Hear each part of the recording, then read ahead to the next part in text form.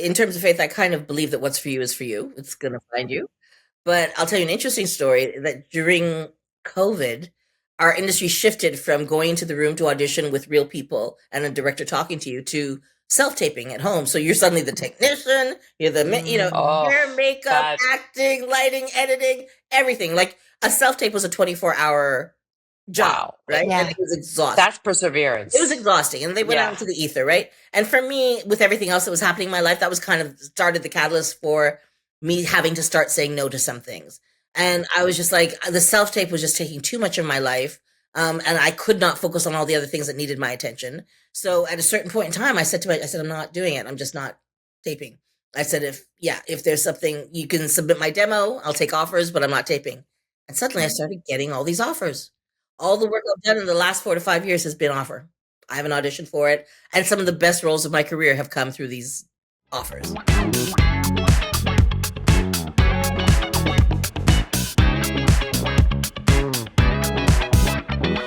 Welcome to the Helen Mt Podcast. Today, Helen and I have an amazing guest. Her name is Kim Roberts, and I actually have to read a little bit about Kim from my notes because there's so much that she's accomplished that I can't memorize it all. So Kim Roberts is an actress and has appeared in so many shows that I don't even know where to begin. Just to name a few, we have Working Moms, Schitt Creek, which is my addiction during COVID, the Cheetah Girls, The Challenging, and The Good Doctor, and many more. She's also a stage actor, and in 2024, Kim graced the stage at Stratford. Kim has worked alongside some of the best in the business, like Steven Spielberg, Maya Angelou, Atom Egoyan. Agoyan. Thanks, Helen. Drake and Robin Williams, just to name a few. This is why I had to read off my notes. And we have her here with us today. Yay! But before we get to Kim, let's just hear a word from our sponsor. Hey, it's Helen, and I am so excited to tell you about our new sponsor, Back to Earth Skin. Now, I love skincare, and I have tried everything out there, from the high-end and then to the drugstore brands. But that all changed about 1.5 years ago when I discovered Back to Earth Skin. Since then, I have been completely hooked. Back to Earth Skin is setting a whole new standard for natural skincare. They blend the best ingredients nature has to offer with a commitment to sustainability. So it's a win for your skin and for the planet. Their products are 100% natural, vegan, cruelty-free, and I can honestly say that my skin has never looked better. And what really makes Back to Earth Skin incredible is that they have this trademarked mineral microbiome clay. This rare natural clay is packed with over 40 minerals like magnesium, potassium, calcium, and zinc, minerals that are known to boost your skin health and leave your skin feeling hydrated and refreshed. So if you're ready to try skincare that's natural, affordable, effective, and kind to the earth, head to backtoearthskin.com. You get 15% off your first order, but make sure to use the code HTMT when you order, because that way you will receive 15% off your second order. Links to Back to Earth Skin are in the description of the podcast, and when you start to use this incredible product, your skin and the planet will thank you. Now, back to the show. Kim, welcome to our show, and we are so thrilled to have you here today. I'm thrilled to be here. Very thrilled. And how did you get started in the industry? Did you always want to be an actress? Well, it's funny. I come from, a Caribbean immigrant family, so I didn't have that option. And, it was like doctor or lawyer. Those are my choices. So until I was about 12 years old, I would say I wanted to be a doctor. And then around, 15, 16, I was like, I don't necessarily like blood that much, so maybe I'll be a lawyer. Yeah. But I was always loving theater. My mother really loved theater. She loved, she'd take us to the theater, to plays. We'd put on shows with our cousins at home and my friends in the basement, charge 10 cents and, sell Kool-Aid and popcorn. So Kool-Aid, there you go. I'm aging myself. But but I just always had a love for acting. And when I was 7 years old, there's a woman named Lois Lillienstein who was a part of Sharon, Lois, and Bram. Yeah. And And she and this other woman named Louise came to our school and started something called the Friendship Circle. and they chose 2 kids from each grade, and I was the one chosen in grade 2. And we go around to other schools and perform. We performed at Mariposa. We were on Rafi's show. So they were like, these were the big kid shows back then. So we did quite a lot, and I just continued. I did drama clubs throughout school, always for the fun of it. And then when I was in university, it just so happened that I took a course that was taught by the chair of the theater department. He offered me a place at York Theater. I was at Western at the time, and I decided to go back to Western, but eventually I did end up at York. And I didn't graduate in anything. I didn't finish my theater courses, but somebody I'd been in class with was now stage managing for the Company of Sirens, a feminist theater company in the 90s. And she asked me if I would come and audition for a role. And I said, no, I got to finish this degree. And she's like, well, do it for the experience. And I did it, and I got the job. And Wow, that's well. Can I ask what that job was? yeah, it was in a play called No Problems Here. And so, oh my gosh, I can't even believe it. But it was what they call DEI now. It was a show that dealt with gender and racial and physical inequalities and language inequalities within various industries within our country, within our province. And we literally toured the province, performing to schools and all kinds of organizations that would hire us. And it was all about equity and diversity. And the skits we did then are still relevant, I guess, now. That's great. Yeah. Yeah, right. And was it a commercial for Benelin that Yes. made you kind of start your fame? I 'Cause you're guess, the and I didn't even realize it at the time, but apparently that was the first time a Black woman had been cast in the lead speaking role in a Canadian commercial. So all those years before, you might have seen a Black woman, but she'd be like background. She'd be something. She'd never speak. She'd never be the lead. And actually, no, I misspeak. The year before the Bentley commercial was a milk campaign where Tanya Lee Williams was the first Black woman featured. Do you remember that? She Oh had the milk wow, mustache. yes, It was a big yes. deal, right? She was beautiful. She had this milk mustache, and But she didn't everybody loved that. speak. She didn't speak. No. Exactly, And so yeah. then with the Benlin commercial was the first time they'd actually given a speaking lead role to a Black woman.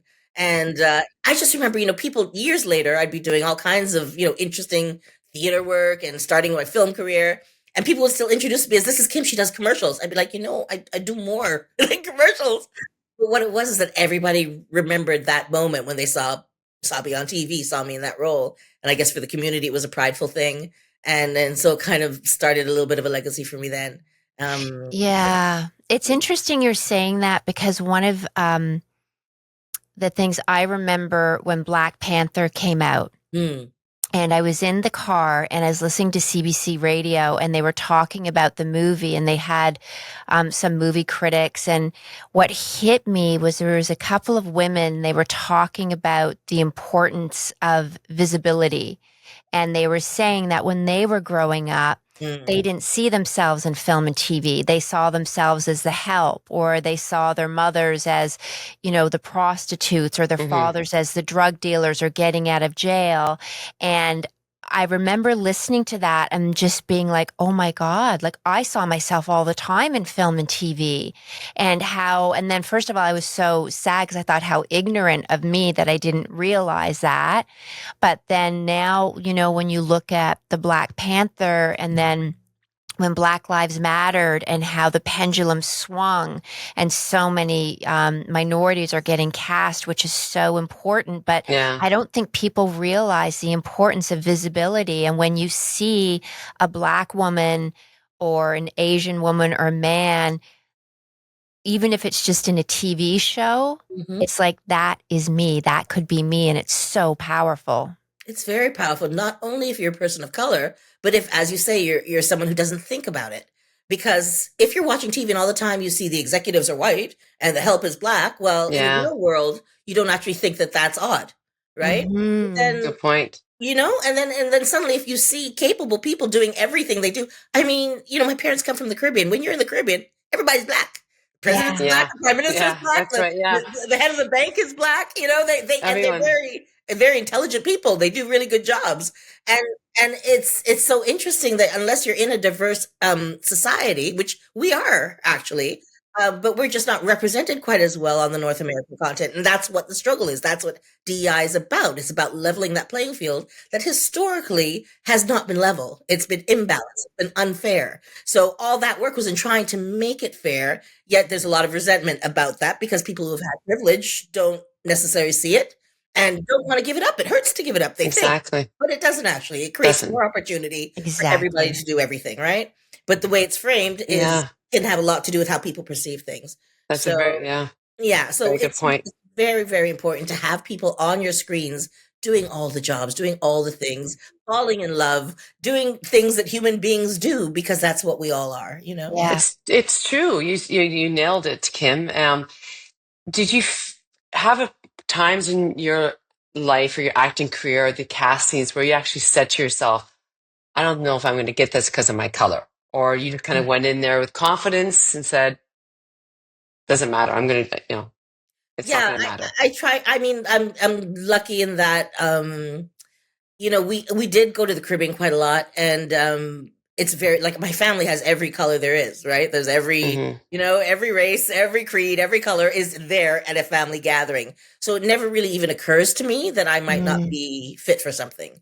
It might be your problem that you don't see me as right for something, but it's Yeah. not my problem. I know that I can do almost anything. So Anything. yeah, so it doesn't inhibit me when That's a beautiful attitude. And your upbringing and your family had a big part of it.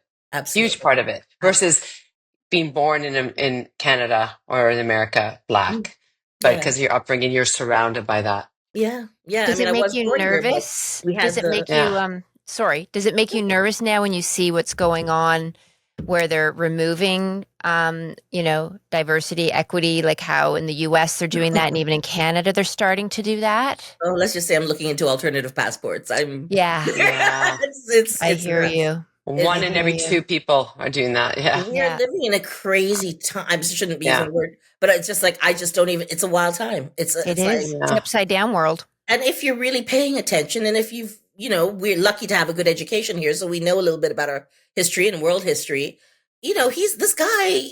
He loves Hitler, and he read Hitler's Mein Kampf every night, and everything he's doing is kind of mirroring what Hitler did in order to dismantle democracy. And some people are saying, "Oh, you know, he can't, and it's not that." But why can't he? You know, the way things are happening right now, there's no law to it. There's no order to it, and and unless people are willing to really fight back, especially the American people, like they have to take back their country. But I'm afraid of the ramifications for all of us because this is the biggest global entity. So, you know, if he makes the changes he wants to make, we're in a whole different world. Yes. You know? Yeah. Yeah. And it's scary. Did you see a big change or fear in the acting world or the arts world, or no? I don't really know, to be honest. I haven't done any work since I was at Stratford last summer, and I've kind of given myself a year to just take care of life. So I've been continuing with Paw Patrol and my voice work, but I haven't actually been auditioning. And since COVID, we don't even intermingle with actors as much. You don't get to see them at auditions, so I don't know what the pulse is. My finger isn't on the pulse. But in terms of my friends, I know that the whole industry has been in a bit of decline for the last year. I remember when I accepted the job, I accepted playing Margaret White and Get That Hope last September was it 2023, and my agent was just like, you know, you're why are you going to spend your whole summer, you know, the most lucrative time in our industry when all the film and television is happening? You just want to throw it away and be on stage. I really want to do this play. It's a great play. I want to be at Stratford. It's going to be good. And then come June, he was like, "Oh, you made the smartest decision." He's like, "There's no work Right. for anybody." He's like, "You're the only person working," because the industry really did dry up for a bit. So Yeah. I think there's so many things happening in the industry. This is just one more thing. And it's interesting, Kim, because MT and I were talking earlier about how the arts are just not valued, and whether it be you're an actor, a musician, even us doing our podcast where you get that like, well, well, there's a lot of podcasts, or there's a lot of actors, or what is success? But the first thing when I get in the car is I listen to music. I put on a podcast. We watch TV shows. We read books. And these are all the arts. It's almost like gym in school, right? Where it was like, it's so important, but it was undervalued. And I feel it's the same with the arts, where we need to value it more, and especially when times get rough and times are bleak. I mean, look at COVID. Like, we all were, Yeah. listening to Everyone. podcasts and Watched reading everything books that and there was watching to it, and watch. it helps to Yeah. heal us Yeah. too. Yes. Right. And when we talked about that, Helen, and when you brought that up, we said it's almost like you think right away, where's the money? How are you going to make money out of that? How are you going to make a living out of that? And that's where I think the foundation or the thought first comes. And then people aren't aware of, what is it really? Like, where can the arts lead you? I think it's that bit of naivete that kind of leads them into thinking that. Yeah, it is. I mean, the truth is, artists don't make a lot of money globally. There's like a top 1% that makes big money that people think we're all making, which we're not. And especially if you're Canadian, you're absolutely not.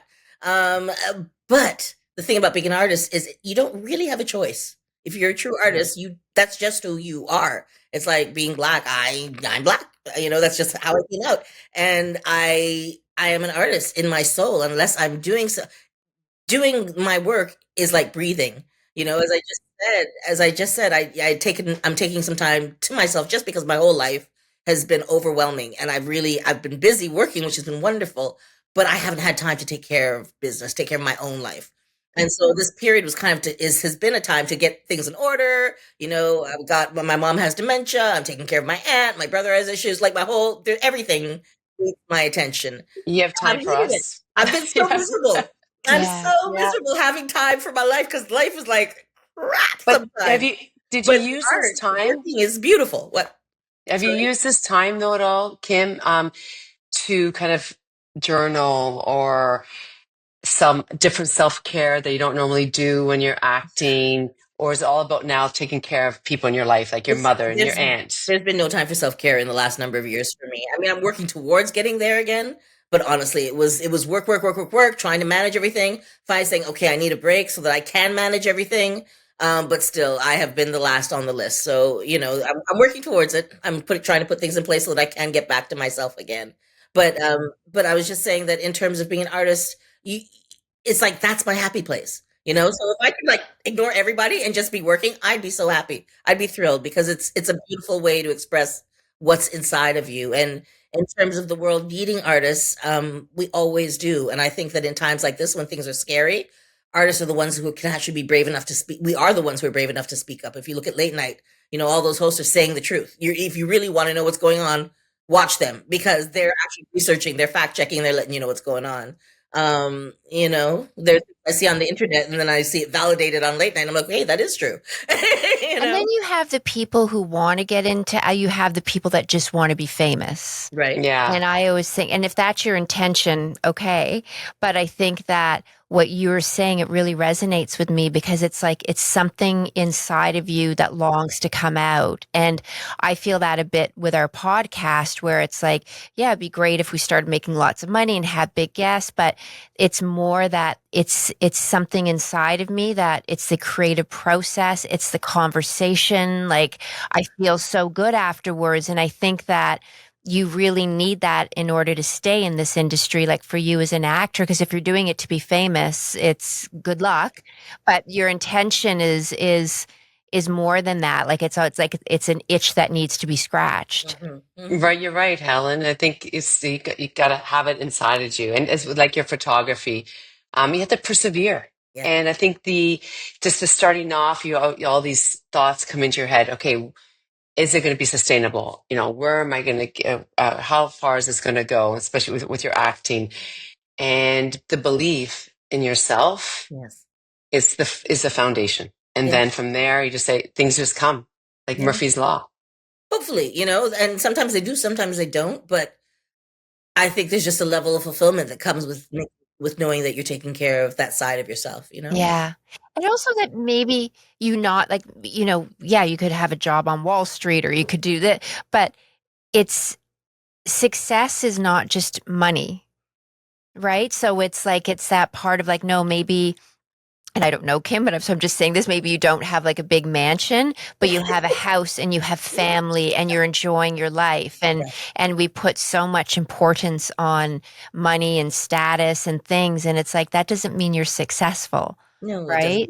So Yeah. it sounds like, and even the fact that you're taking that time to be with your family and care for them and that you can do that is such a lovely thing in this stage in your life to be able to give back like that. But doesn't that come as well, though, as we get older? And we talked about this before, Helen, that as we get older, our mind shifts into what is important. As we're laying the foundation of who we are as younger, we want to, build and get more acting jobs and put a name out there for myself. And then you kind of shift a little bit. Okay, so what is important? You get to the point where you said, Kim, where you just work, work, work, work, work. Okay, now what's next? Right? Would you have taken this pause 10 years ago? Exactly. Right. So you think now this is a time that it's At a certain important. point, you have to. It's like I look at my mom and my aunt, and I recognize now that, especially for my mom, I can look back and see when things start to change a little. And it makes me realize there's not a lot of time, not a lot of really good years left. I mean, it's been a good life. Lots of wonderful things have happened, but I have a lot of wonderful things I still want to do. And in terms of when you're able, you're mobile, you're mentally sound, you're brave, you're willing to do things in your life, that kind of does change at a certain point. And I just know that I want to make sure I can do some things that I want to do before I can't. And unless I kind of take that time to establish that everything's okay, I can now go forward in a new direction, perhaps that just in terms of taking care of myself. Um, I have to do that. And so that's kind of what I'm trying to do right now. I mean, and the beauty of what I do for a living is that I can do it till I'm 114, which I plan to be. Yeah. So, I'm going to be there with you. absolutely right. Yeah. I do. I plan to be around. So I feel like sometimes you have to take a little time out just to make sure you're good to go forward. Yes. Yeah. And, You all need a break. You need the refresh button. You yes, do. And definitely. it's like as again, this chapter of our lives, we have parents that are getting older. They need more care. So it's that whole circle just comes back to us. And we have to stop and, reprioritize our life. So can we talk about your acting a little bit? Please, yeah. Okay, Ooh, because there's one in particular, you have done some incredible shows, Oh, yeah. and you've also worked with some incredible producers, directors, Yes. actors. Yes. So how do you, like, first of all, Maya Angelou, Yes. how do you go on set and not be like, oh my God, it's Maya Angelou? Just completely crumble and lose. Like, I just think I would just be gushing. And like, how do you sort of stay composed and do the work that you're meant to do when you're surrounded by this brilliance? Yeah. Maya Angelou was such a wonderful woman to work with in that she loved a good time. Mm. So we had parties. We had a lot I of can parties. It was see like, your personality and her personality probably just like she insane. really, well, I mean, the nerves were there for sure. I think on the one-on-one moments when you weren't actually working and you were just there talking to it was just like, hi, but when you're in the work, you're in the work. So there's none of that stuff is going on. You're doing the work and you're focused on your colleagues, right? So it's fine. And then when you're partying, it's fun, right? So we had a lot of wonderful moments on that set, and the whole cast and crew on that set was a dream, right? It was a very, very special experience. Maya Angelou was a human being just like everybody else. So she also had her faults. She also had moments that we were like, okay, you Which know? is right? Yeah, Exactly. absolutely. So it Realization. was very good that early in my career to see that as well. As much as you revered and idolized, you're still a human being, Yes. right? Yeah. How was Schitt's Creek? Because that series kept me laughing during COVID every day. I couldn't. It was just the best. And I used to cycle up where they filmed. What was the area that they filmed? Annandale, Annandale, or something like that. Yeah, the area. And I would just laugh and laugh and laugh. It was fabulous. It was wonderful. I mean, I loved working with Eugene Levy. I loved working with Chris Elliott. It was effortless. It really was. It was so much fun. They're so good at what they do. Do you ever just stop and just like can't control your own laughter and then watch it? Well, watching them? I know that I remember we were doing the scene where after Roland comes in and the two of them are back and forth, like he's like, "What did I do for you? You did the boots, you did the whatever, you know." I remember I'm sitting there watching them, and they're riffed for quite some time. You know, they edit out what they want to use, but I'm watching and I thought, Kim, you need to just stop and appreciate that you're looking at comedic genius right now in this moment in this scene, you know. And so I did have a little fangirl moment during filming, which rarely happens, but yeah, I was just like, appreciate what you're watching right now. And Yeah. humor is so important overall in life, right? So to Yes, be able yes, to be on set and experience that, I mean, we yes. undervalue. And it's harder than you think. Like I think a lot of people, like dramas, but comedic acting is a lot hard. Like when people say they want to be, a comedic actor, it's like it's I think it's probably harder than the dramatic stuff. Everything has its own rhythm. Everything has its own, doing voiceover is its own genre. Doing comedy is its own thing. Doing drama is its own thing. Like everything has its own feel. And so it's like when you're able to do it all and diversify, it's really fun because you're never bored. And I mean, when you get to work with people like Chris Elliott and like Eugene Levy, it was effortless. Chris Elliott and I hadn't even met until he walked in to shoot the scene.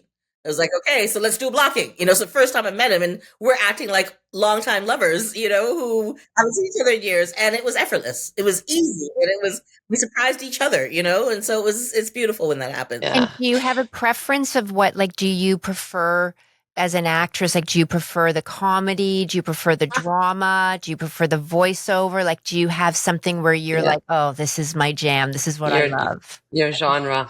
I prefer a good script. So Yeah. I don't care what the genre is, as long as the writing is good. Yeah. I'm happy. Yeah. Yeah. No, I love it all. I love it all. And you have a great laugh. So there you go. So that probably just like magnifies on set or on stage. Thank you. I'm too. Yeah. Thank you. I know a lot of actors when they say that they love doing voiceover. It's because you roll out of bed, you take a shower, and you go to work. Yeah. There's no hair, there's no makeup, there's none of that. And do you go into studio now, or do you do it from home? Like, do you have your own studio in your home, or do you go into studio? I go into studio now. During COVID, they did set me up with a home studio, but I think it's so much richer when you're in the actual recording studio, and also when the producers are there and the director is there, and you're able to be all together in the space and really create something. So yeah, we're back in the studio for Paw Patrol. We're back in the studio. In all your acting days, are there any moments or days where you actually said, "Oh, this is going to be hard for me. Like, do I really want to get out there again?" And if it was the case, like what was your self-talk, or what did you do for yourself to say, nope, one step forward again? Honestly, the hard part is sometimes dealing with people. Sometimes you'll get a producer who's not an ethical producer. I mean, luckily I haven't, dealt with any of this in many, many years. But I remember early in my career, I was doing a play with this producer who wasn't paying people and who was just erratic, and we never knew what we were going to be doing. So it was that's the kind of stuff that makes it hard. The work itself as I was saying, is a joy, right? Getting to play. So no, anytime I get to play, I'm happy. But sometimes you deal with external factors. There was, a show for a beloved Christmas movie network that was being shot in North Bay, and unfortunately, I dealt with levels of racism that were so insidious and so underground, and there was nowhere to go. There's nobody to talk to about it. And even when you did talk, there was no understanding. There was no empathy, and it was really a close knit group. So there was a lot of protection of the people who were doing things that really weren't cool. And that can really drown your spirit. That can make you feel not necessarily happy to be where you are, even though you're loving the work that you're doing. Not feeling supported, not feeling heard or even understood can be difficult. Absolutely. And then sometimes you get branded as the difficult one when in fact you're going through a really horrible situation. That's so unfortunate to experience that nowadays. I even know some actresses, Black actresses, go through that with their hair. Where right, and I had one actress where she did her photos and her hair was out. It was beautiful and out, and then a couple of days later she put it in box braids, and her agent, she called me and she said, my agent is furious at me because I don't look like my photos anymore. And I said, yeah, but you have to do that to protect your hair. You can't wear it out all the time. And she goes, I know. And so I reached out to the agent and I just said, you're kind of being unfair because this is, what protects her hair. And he said, yeah, well, that's not the industry standard. And I said, well, maybe the industry needs to change. Like, why should she destroy her hair? Oh, I've had my hair destroyed by Yes. Really? Yeah, on more than one occasion. There was again back in North Bay, we were doing a show and there was a person in the hair department who called to say, they want your hair straight for this, so we're going to be flat ironing it, but I've been researching and I had talked to this guy in Chicago who's like told me everything I need to do. Already I'm scared. So I negotiated that I could have my hair blow dried here and then they would just use the flat iron. Well, it ended up that she burned off all the edges of my hairline. Gone. And that took years to come back. And so a few years later, I'm again in North Bay working with a team that do hair and makeup together. And I'd worked with them in the past and I thought it would be fine. And I mentioned to them that, the hair was broken all along here and it's just coming back. So it's very sensitive. No problem. I was wigged in the show. The wig that the experienced hair, I don't wear wigs myself, so I don't even know anything about it. But she put on a wig that was too small. And I mean, I couldn't see in the back. She's like, oh, I'm just going to add some pieces in the back. It'll be fine. I didn't understand why. Like, she could have just bought us a bigger wig, right?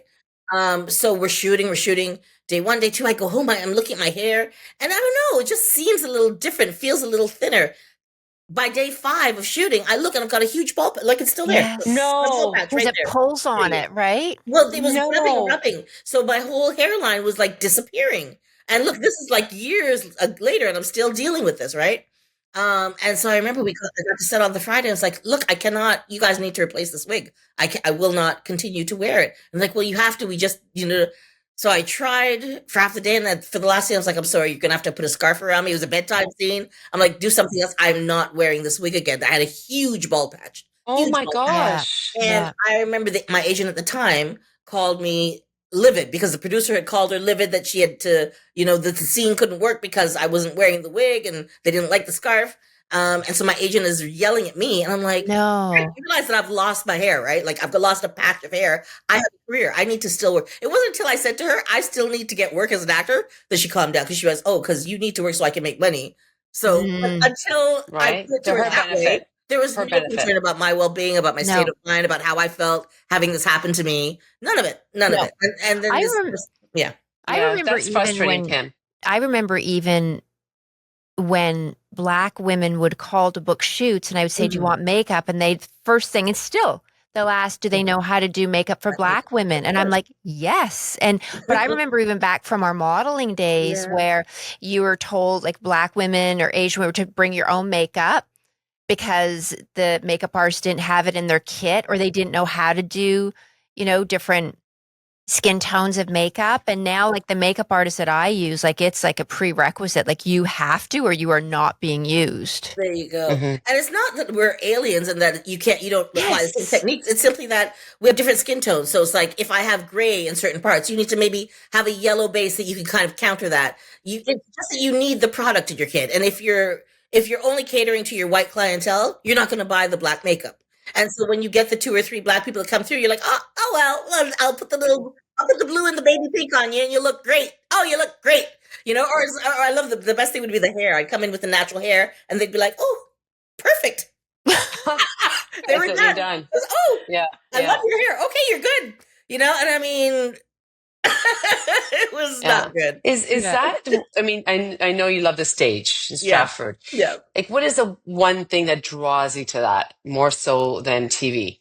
Well, I started in, as I said, as a kid doing plays and in theater. And then my first few years, I didn't even have an agent. I was doing, working with the Sirens and I was touring and it was all theater. So I think just that's in my bones, but also there's a love of being in the room with your audience, It's a communication that's immediate. It's present. You can feel their vibe. You hear them laugh. You hear them gasp. You feel them cry. All of those things. So you know that you're having an effect. And that feeds you as an actor, because you're kind of you're creating this world together now. And so there's really nothing that replaces that feeling. And also the world of theater is very collegial, very familial. You become family with a lot of the people you work with. I have a group of women actor and director friends that we call ourselves sisters. And it's because we did a play called Sisters in 93. And we became family. To this day, I'm auntie to everybody's kids, vice versa. And Oh, it's yeah, beautiful. How hard is it to memorize all those lines? I just need to know because when I see actors and actors on stage, it's like, how do you memorize all those words? Like, what's your practice? How do you do it? for me, it's not even about memorizing. It's about there's a lot of work you have to do when you're breaking down a script, right? You have to understand who you are, who the people you're interacting are to you, how you feel about things, what's happening in this moment. The words you're saying might not actually be what you're thinking or what's happening or anything. It's we say words, but that's not always the context. So you're always looking at the subtext. What is the subtext right here? What is actually going on? So by the time you've broken down your script and you're understanding the motivations and you're understanding the dynamics, by that point in time, the words are kind of in my head anyway, because I've been looking at them for so long. So I never really endeavor to learn lines. I feel like that can be a trap because sometimes there are actors who like to learn their lines, get off book, and then play. That's another way of working. To me, when you learn lines, you're not really attached to the meaning behind them. That's when you might forget your lines on stage. Ah, good. You're in Okay. the moment That and in makes the total meeting, sense. And Yeah. listening and still like even Yeah. though you know what your next line is still listening to the Absolutely. actor, right? So Yeah. you're engaged and Yeah. you're Yeah. Well, Yeah. it's almost like Helen, when you and I, sometimes in our podcast, we have this script, right? Okay, we're going to ask this questions and this and this. Mhm. And then it's like, okay, but I'm not listening to our Mm. guest, or I forgot what we're supposed to say. And it's like, let's just let it, like, feel it, let Yeah. it happen organically. Then it kind Absolutely. of rolls with it. Absolutely. You're in the Yeah. yeah, moment. yeah. Yeah. What is do you have a moment in your career that you were like, we all have those moments where we're like, oh my gosh, this is just incredible, or that pinnacle in your life? Like, do you have a moment that you feel sort of proud of, or Golly, I think I've had a few. Trying to think. I mean, well, shows like Down in the Delta with Maya Angelou, like that was extremely exciting. Shows like Schitt's Creek. There are moments. I think the Handmaid's Tale might have been most recently one of the loveliest. That and The Sinner. I got to work with Bill Pullman, who is just incredible, and that Jessica was Lange. dark? What's that? That's a dark show. It is a dark show, but the people Yeah. involved were lovely, and we ate lobster rolls. It Hmm. was a lot of fun. Yeah. So working on the East Coast with Bill and Jessica Hedge was great. I think for me, it comes down to who I'm working with. Just meeting really wonderful, interesting people. The Handmaid's Tale was brilliant, um, and the way we shot the scenes that I was shooting, we were trapped in this little bus, and we had like maybe 4 or 5 days in this bus, and there were what 6, 7 of us. No, wait, 1, 2, 3, 4, 5 of us in the cast, and then the director of photography and the director in the bus, and that's it. Nobody else could fit. So it became a very intimate working experience, unlike what you normally do. You normally there's a crew of, hundreds around you. And we were just like in this little space and we just fell in love with each other. We laughed so much. There was one day when they were shooting, they're like, okay, we don't need you in the bus. And I had FOMO. I was like, I want to be on the bus. Oh, Like, Oh, I'm that's going beautiful. Yeah. by the camera. Yeah. And it was very, very special. So those moments of connection with really, really interesting and wonderful people that come into this industry that you get to meet in this line of work. I think for me, that's for me the thing that really makes it special. I remember too Yeah. being, and I didn't know this, it was years ago, quite a while ago. I was dating someone and he was an actor and I was on set. He asked me to come onto set and they were filming. It was a first day of shooting and they were filming the end of the movie. Yeah. And I was like, what? Because I always thought you'd start it from the beginning to the end. And I thought, well, no wonder Yeah. you're crying at the end. Like you built this relationship, but it's not. And to carry that Yeah. consistency and remembering all those little nuances, I just think is incredible. And that's a gift to be Yeah. able to do. I can't even do something in front of a camera just to like for a casting. It's like, I don't know how to do this. I can't. Yeah. Helen knows. I feel like it's not me. You have to do your work so that you know where you are at you know where you are emotionally and intellectually at any given point in time, right? So then you map it out as the actor, and you're like, by now, this and this and this has happened. So where am I sitting? And it's like you're learning along the way, Kim. You Mm. have, right? What works, what doesn't. This is Mhm. my comfort zone. This isn't. And now you're in a place where it's going to be about my family. Yeah. looking after my Yeah. family and just being there present. Can Yeah. we talk a little bit as we sort of start to close this off? It's just about faith, because I think that as an actor or any artist or anything in life, there's that faith that you have. So maybe if you don't get a role, or you audition something and you're waiting, because I think that it's a profession that can leave you feeling very vulnerable and doubting yourself. What does faith play? Does that play a role for you? Well, I'll tell you, in terms of faith, I kind of believe that what's for you is for you. It's going to find you. But I'll tell you an interesting story that during COVID, our industry shifted from going into the room to audition with real people and a director talking to you to self-taping at home. So you're suddenly the technician, you're the, Oh, hair, makeup, that acting, lighting, editing, everything. Like a self-tape was a 24-hour job, wow. right? Yeah. And it was exhausting. That's perseverance. It was exhausting, and they went out into the ether, right? And for me, with everything else that was happening in my life, that was kind of started the catalyst for me having to start saying no to some things. And I was just like, the self tape was just taking too much of my life, and I could not focus on all the other things that needed my attention. So at a certain point in time, I said, I'm not doing it. I'm just not taping. I said, if there's something you can submit my demo, I'll take offers, but I'm not taping. And suddenly, I started getting all these offers. All the work I've done in the last 4 to 5 years has been offer.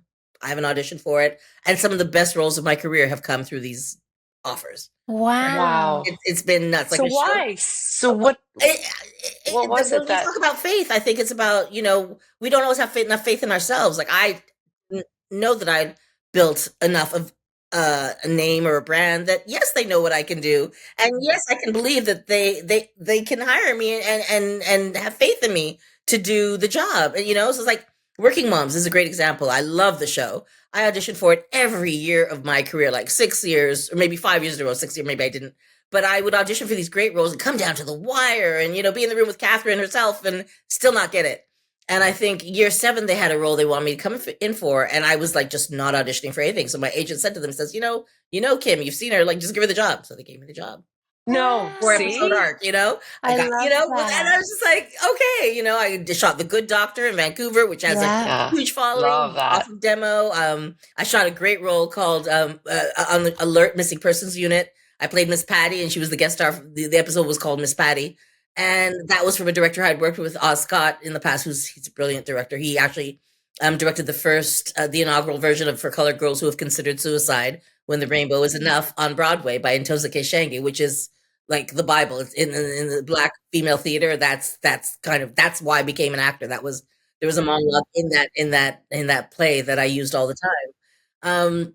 And he's gone on to do great. He did Cheetah Girls. He's done all kinds of wonderful things. And so, all these wonderful offers have been coming in these last number of years, and I haven't had to do the dance. And I'm grateful for that, because I actually haven't. Yeah, It's right, like you're Kim? standing in your power, right? Exactly. Like you're standing in it's your almost, power. yeah, Yeah. right? But Yeah. the power, as well as you almost had to have all those no's to finally believe. It's like, okay, now it's time. Is this going to happen?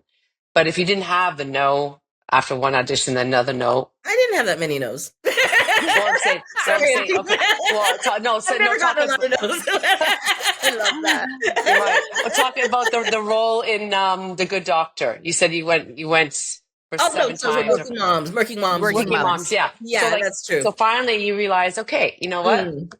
Right, that's done. And That's then, true. so That's it's like true. it's a little check note. Okay, Yeah. next time, and then Yeah. you almost had to kind of go through that to get to that. Well, honestly, Final hurrah. it was more that life just made me have to be like, I'm not available right now. Yeah. It wasn't that I was like, okay, I'm gonna, stand in my power. No, I can't say that. But what I can say is that it did inform me that I did have more power than I knew, Yeah. and that I had thought about, and so it's been a very uplifting and very validating. That's great. Yeah. But I love when you said that too. It's like what's meant for you. Yeah. Yeah. You are exactly where you need to be in order to get to where you want to go. You had at the beginning, you had said that there's still so much that you want to do. Oh, yeah. And one of the things, one of MT and my mantra that we just redid our website and we put it on it is that it's never too late. Never too late. How would you finish that sentence where you are right now in your life if you were to say it's never too late to live out your greatest dreams? Yeah. Never too late. Oh my gosh. Just in all aspects, not even just in work, in just in everything, in relationships, in love. I had an experience in December where I was on vacation at a place that I love to go to. And I had the most amazing, amazing experiences just because I was in a different place and I was really authentic to where I was. And I met some beautiful people and I just had some great connections, and it just reminded me that, every day is brand new, and whatever it is that you still want, you can have and achieve. So And do it's it. That's so beautiful. important, that message, I think, because I think sometimes as we age, people think that dreams or goals or things we want to do are for the young, and it's for Yeah. everybody, Yeah, right? So sure. it's so Sure. important that I think that people know that it is never too late. Never. If you want to do something, go for it. Mhm. Yeah. Or Yeah. yeah, 100%. Yeah. It's beautiful. Thank you so much for Thank being with you. us. Oh, Yeah. it's such a Great. pleasure. Yeah, and Helen, I it's hope that been your mom years. and your Yeah, and family, that and you're your taking this time, that I hope that everything is okay, and we'll keep you and your family in our heart. Thank you. Yeah. you're infectious. Your energy is infectious from here. Oh, goodness. Thank It's you. beautiful. Thank you, MT. Yeah. Yeah. Thank you. No, it's been a pleasure talking to you both. You're great. You Thank too. you. And come and let me Thanks. take your pictures again. I would love to. I Let's would let's love do Wait, that to. I want to be anytime. there. I need to Anytime, feel anytime. you That in Yeah. real life. know. Yeah. Yeah. My very Okay. first Done. headshot was taken with Nick Seiflo, who Yeah. Helen Tansey worked with at the time. And Yeah. That's great. wow, you were one of the first Beautiful. professional faces I saw in this industry, Oh, That's Yeah. great. Yeah. it was Well, great. lots of That's love, good. and thank you so much again for being here. We Yeah. really appreciate you, and we also appreciate the beautiful message that you just shared with our listeners. So thank you. Oh, thank you for Thank having you, me. So Kim. great to meet Yeah. Thank you. you. Thank you both. Mwah. Wow, that was such a great conversation that we just had. It's just not only great, but it's just real. Like I said to her at the end of our show, with her energy and her passion for what she does was so powerful. No, she's an extraordinary woman. So Yeah. that was a good episode. Yeah. Good one. Well, Yeah. thank you for everybody listening. That's another show, and we're so glad that you joined us. And we hope that you enjoyed this conversation as much as we did, and that you are feeling this in your soul like we are. But more than anything, we want you to know how much we appreciate you showing up, how much you mean to us. And remember, it is never too late. We love you.